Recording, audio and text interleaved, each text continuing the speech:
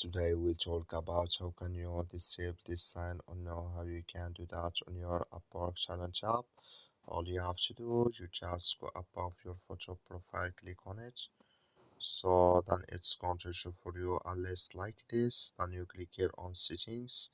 When you click on settings, it's going to take you to next step here. Then all you have to do, just click on notification settings here. So then it's going to take you to this list. Then all you have to do, just go above email updates, click on it. When you click on email updates, it's going to take you to next step here. Then all you have to do, just go down here, you keep going down, then you come here to contracts.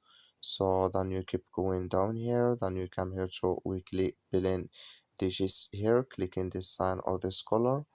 Like you see color, it's gone, that's mean it's disabled with us now. That's all you have to do. Thank you for watching. Don't forget to support us by liking